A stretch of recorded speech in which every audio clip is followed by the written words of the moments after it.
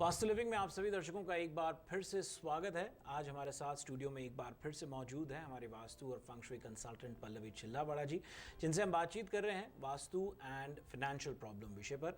पल्लवी जी, कार्यक्रम में आपका एक बार फिर से स्वागत है। एक ऐसा विषय जो मैं कहूँगा कि साझा विषय है। फ़र्क नहीं पड़ता कि आप गुजराती हैं, बंगाली हैं, पंजाबी हैं, क्योंकि बहुत सी ऐसी बातें, आर्थिक परिस्थितियां सभी की कहीं ना कहीं सेम हैं, जो हर इंसान की लाइफस्टाइल और लिविंग स्टाइल के साथ जुड़ा है। कई परिस्थितियां ऐसी देखी गई हैं कि पैसा घर में बहुत आ रहा है, लेकिन फिर वो किसी की हेल्थ के रिलेटेड खर्चा हो रहा है, किसी के अलग अलग घर के ही मेंटेनेंस में ही खर्चा हो रहा है। पैसा तो आ रहा है लेकिन पैसा जा भी फटाफट रहा है। ये किस तरह का वास्तु दोष है और उसकी वजह से फाइनेंशियल प्रॉब्लम होती है? जैसे एज ए कंसल्टेंट मैं ये कहना चाहूँगी कि बहुत सारी चीज़ें उस साइट लोकेशन या घर या बिजनेस पे डिपेंड करता है, लेकिन प्रोग्राम सुनने वाले जो हमारे कॉमन व्यूअर्स होते हैं उसको कुछ आम जानकारी मिले जिससे उसका नॉलेज बढ़े, और अगर छोटी मोटी चीज़ों से वो अपने घर की किसी चीज़ को, परेशानी को सॉल्व कर सकते हो, वही हमारी कोशिश रहती है इस प्रोग्राम के माध्यम से लोगों का नॉलेज बढ़ाना। तो अगर उसके हिसाब से मैं आपको ये कहना चाहूँगी कि जिन लोगों के घर में खर्चे बहुत ज़्यादा हो, ऐसे लोगों के घरों की जो कंस्ट्रक्शन स्ट्रक्चर जो होती है उसमें दो तरह के वास्तु दोष कॉमनली दिखाई देते हैं। एक तो उसके अग्नि कॉर्नर में काफ़ी पानी होता है, वहाँ पे स्विमिंग पूल हो सकता है, वहाँ पे काफ़ी बड़ा उनके पास वहाँ पे वॉशिंग मशीन या वहाँ पे पूरा वॉशिंग एरिया हो सकता है। साउथ ईस्ट कॉर्नर के अंदर वाटरफॉल या वाटर फाउंटेन रखा हुआ हो सकता है, तो वाटर एलिमेंट वहाँ पे लगातार घूमता है। वो एक बातें होती है जिसकी वजह से पैसे की परेशानी होती है। और दूसरी परेशानी होती है कि कुछ लोगों के घरों में इस तरह की व्यवस्था हो कि आते ही उनका जो सेफ बॉक्स है, जो पैसे रखने की जगह है, वो नॉर्थ वेस्ट में रखी हुई हो, या अपना वॉलेट लाके वो साउथ ईस्ट में रख देते हो। कई बार आपने लोगों के घरों में देखा होगा कि लोग 2-3 जगह पे पैसे रखते हैं। ज्वेलरी यहाँ पे होगी, वॉलेट वहाँ पे होगा। कई बार कुछ लोग ऐसे भी बोलते हैं मैं आने के साथ ही अपने सोने की चेन, अपना वॉलेट, सब कुछ इस दिशा में रख देता हूँ, घर में बाकी सारी चीज़ अलग अलग लोकेशन पर होती है।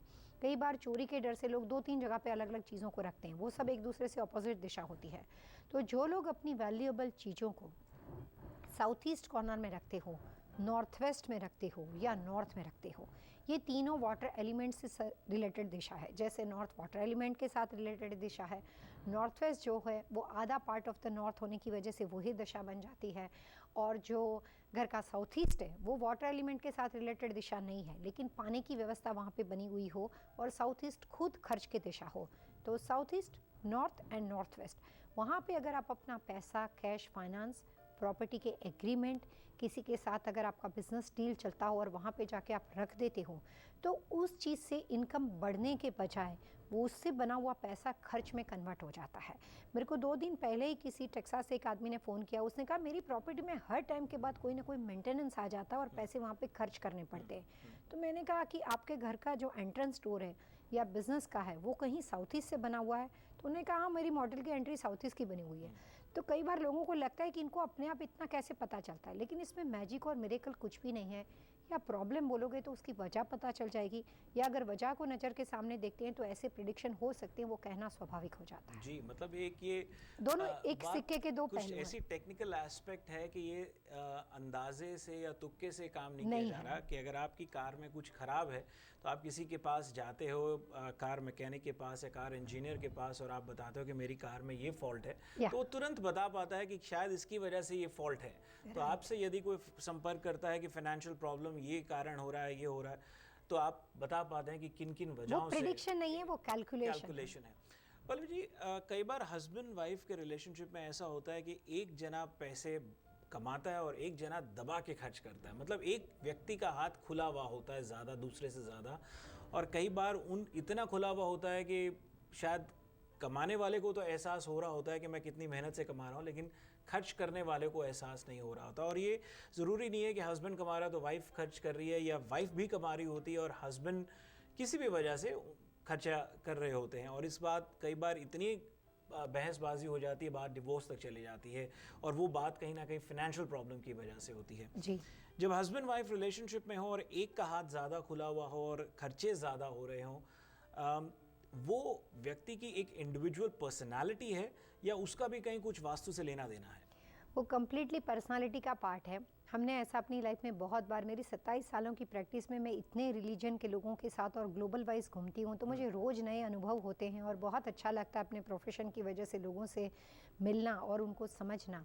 तो कई बार पति पत्नी के अंदर ऐसा होता है, 2 आपके बच्चे होंगे तो दोनों बच्चों में से एक बेटा ऐसा होता है काफ़ी मैच्योर होता है, दूसरा ऐसा होता है जिसको आप उड़ाऊ बोलते हैं लोग, लेकिन एक्चुअली उसको उड़ाऊ नहीं कहते हैं, लेकिन उससे खर्चे बहुत ज़्यादा होते हैं। जी जी। तो वो पर्सनालिटी का 100% पार्ट है। और ऐसा बच्चा जो वास्तु के हिसाब से होता है, उसका जो एलिमेंट होता है वो है साउथ ईस्ट ग्रुप।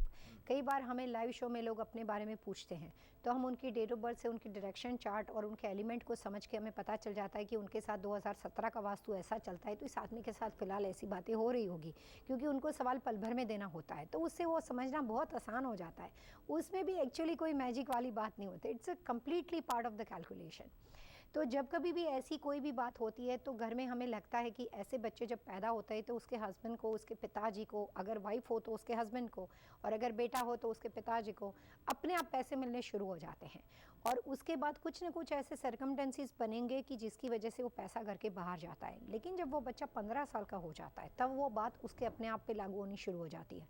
उसका अपने सर्कमटेंसेस ऐसे बनेंगे कि वो डिमांडिंग हो जाएगा। वो आपको बोलेगा मुझे गाड़ी चाहिए, फिर बोलेगा मुझे रोलेक्स चाहिए, फिर कहेगा कि मुझे ज़ारा का सूट चाहिए, तो वो डिमांडिंग हो जाता है। और वो पैसे पूरे परिवार के खर्च होने के बजाय सब उस तक सीमित हो जाते हैं, अपने आप पे खर्च होने शुरू हो जाते हैं। जब वो 22 साल का हो जाता है तो अपनी सारी इनकम जो होती है वो अपने आप पे खर्च करना शुरू कर देता है। लेकिन जब वो पति बन जाता है और उसकी शादी हो जाती है तब बात थोड़ी सी परेशानी वाली होती है, क्योंकि जब वाइफ आती है तो उसका एलिमेंट डिफरेंट होता है, उसका स्वभाव डिफरेंट होता है। ये आदमी पैदा होने से लेकर एंड तक ऐसा ही रहेगा, क्योंकि उसका उसका बर्थ एलिमेंट है।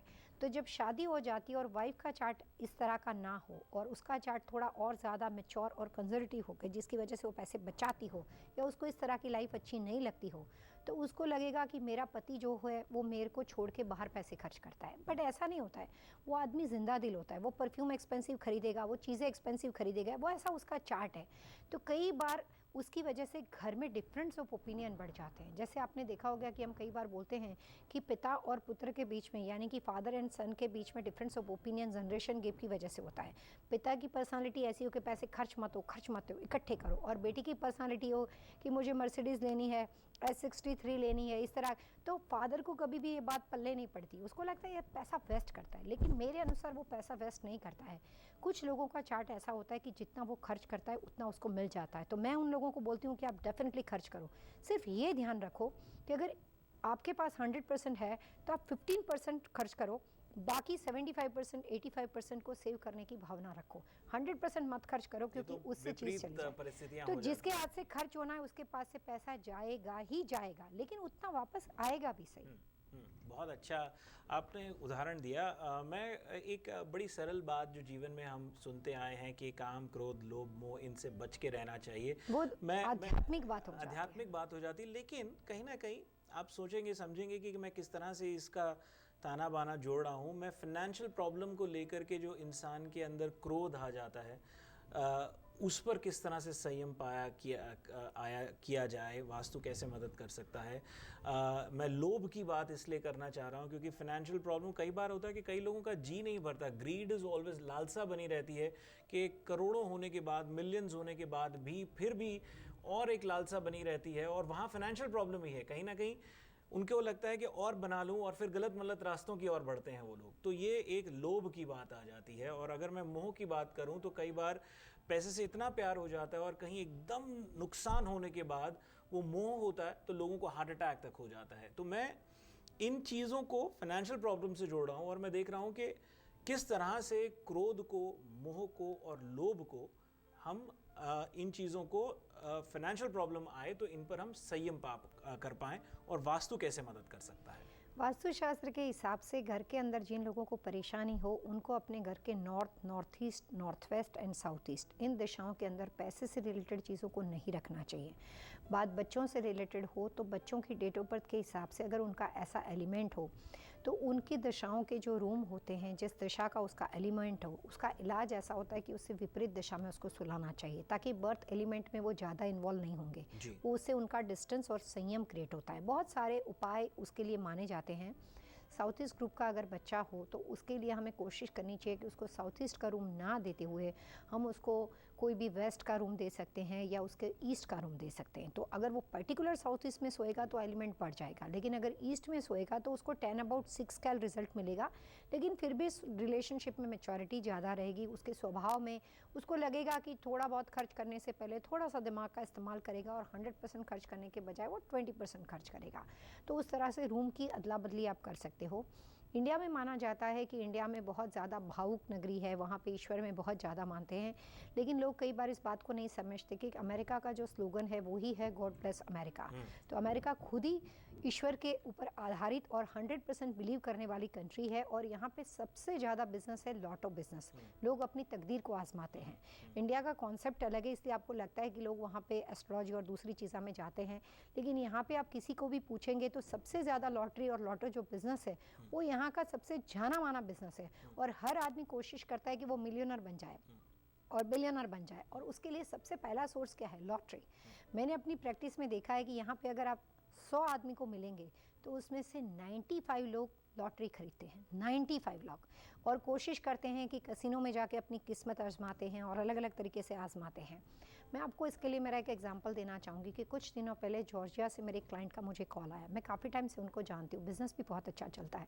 उन्होंने बड़ी हैरानी वाली बात बताई। उसने कहा, पल्लवी मैं तेरे को आज एक बात अपनी बहन के तरीके से बताता हूँ और एवरीथिंग इज़ कॉन्फिडेंशियल। मैंने कहा मुझे कहने की ज़रूरत नहीं, I am professional, everything is confidential. तो उन्होंने कहा कि मेरा बिज़नेस बहुत अच्छा चलता है, जिस दिन से आप आए, आपने घर लिया, ये सब कुछ लिया, बहुत अच्छा चलता है। तो काफ़ी टाइम से परेशानी के बाद जब इतना अच्छा चलता है तो मुझे ऐसा है कि मैं अपने बच्चों के लिए और ज़्यादा करूँ, तो मैं सारा पैसा कमा के कसिनो में चला जाता हूँ और मैं कुछ ना कुछ गैम्बलिंग करता हूँ, वहाँ से पैसा हार जाता हूँ, घर आके मेरे को बहाना करना पड़ता है कि बिज़नेस में ये हो गया, पैसा स्टक हो गया, इसलिए मेरी बेटी आपको बार बार कॉल करती है। और मुझे सुन के बड़ी हैरानी लगी, क्योंकि फादर ने पूरा इतना क्लियरली स्टेटमेंट दिया, लेकिन कहा कि घर पे नहीं बताने का है। तो मैंने कहा ठीक है, मैंने कहा मैं आप भी इस बात का रिस्पेक्ट करती हूँ कि आपने ये बात बताने के लिए, इतनी कॉन्फिडेंशियल बात आपने मुझे बताई, लेकिन अभी इस साल साउथ अच्छा नहीं और नेक्स्ट ईयर तो उससे भी ज़्यादा अच्छा नहीं हो, और आपका साउथ शुरू से अच्छा नहीं था। तो मैं आपको ये बात गारंटी के साथ बोल सकती हूँ कि आपको लॉटरी लगकर आप मिलियनर बनोगे, वो नहीं है। किसी आदमी की तकदीर में मेहनत का पैसा लिखा होता है, किसी आदमी की तकदीर में ऐसा पैसा लिखा होता है जो काम नहीं करे और उसको अपने आप पैसा मिले, जो कि साउथ ग्रुप पर्सनालिटी के लोग होते हैं। लेकिन जो नॉर्थ ईस्ट पर्सनालिटी के लोग हैं, जो वेस्ट ग्रुप पर्सनालिटी के लोग हैं, जो ईस्ट ग्रुप पर्सनालिटी के लोग हैं, तो उसमें से नॉर्थ ईस्ट और ईस्ट ग्रुप वाले लोगों को हार्डवर्क का पैसा मिलता है, खरी मेहनत का पैसा। और जो वेस्ट ग्रुप वाले पैसे पर्सनालिटी के लोग होते हैं, वो जो मेहनत के साथ उनके पास पावर होता है और वो अपनी पावर का यूज़ करके पैसा कमाते हैं। तो अलग अलग तरह के पैसे घर के अंदर आते हैं। तो मैंने उनको समझाया कि जो आपके पास आती हुई लक्ष्मी है वो आप उधर जाके बैठते हो और लौटा के वापस आ जाते हो, लेकिन अगर 2018 के बाद वहाँ पे गए ना तो कुछ ना कुछ ऐसी वहाँ पे बात दुर्घटना हो जाएगी कि लाइफ को देने पड़ जाएंगे और इंसिडेंट बन जाएगा आपके साथ। उन्होंने उसी वक्त मैंने कहा कि आज से मैं आपको जवान देता हूँ, नहीं जाऊँगा और जाऊँगा कि आपको बता के नहीं जाऊँगा। तो मैंने कहा कि जब भी जाओगे, जिस दिन लॉटरी लेनी होगी, मैं खुद नंबर निकाल के दूंगी, मैं खुद कलर निकाल के दूंगी, जब तक मैं आपको फ़ोन नहीं करूँगी आप उस दिशा में नहीं देखना। उन्होंने कहा मैं अभी नहीं देखूंगा। सो कई बार ऐसा होता है कि हम काम करके आते हैं तो हम ये सोचते हैं कि हमने बहुत अच्छा काम किया, लेकिन आदमी का मन जो होता है वो हर मिनट पे बदल जाता है। बिल्कुल, मन तो चंचल है ही ना। इतनी ज़्यादा हमें पता नहीं होती कि बाद में उनको लगता है मैं जल्दी से धनवान हो जाऊँ। तो कई बार फाइनेंशियल स्ट्रेस से कोई आदमी निकलता है और वास्तु के माध्यम से और दिशाओं के माध्यम से कुछ अच्छा होता है तो उसके एम्बिशंस, उसके एक्सपेक्टेशन बहुत बढ़ जाते हैं और उसको लगता है बहुत जल्दी अच्छा हो जाए। तो वो जो बहुत जल्दी अच्छा करने के चक्कर में वो और ज़्यादा प्रॉब्लम में आ जाता है। तो मैंने अपनी पूरी कोशिश की, लेकिन जब इन्होंने ये बात बताई और उन्होंने उस बात को एक्सेप्ट किया कि बिज़नेस अच्छा चलता है, पैसे ऑलरेडी बन रहे हैं, तो मैंने कहा कि 2 साल दो, लॉटरी की टिकट की ज़रूरत नहीं पड़ेगी, उतना मैं सिर्फ वास्तु की दिशाओं से कर सकती हूँ। बहुत अच्छी बात। दर्शकों, वास्तु लिविंग में वक्त हो चला है एक और छोटे से ब्रेक का। ब्रेक के बाद आते ही हम पल्लवी जी से पहले जानेंगे टिप ऑफ द वीक और फिर आज के विषय पर बातचीत जारी रहेगी। जाएगा नहीं, देखते रहिए वास्तु लिविंग।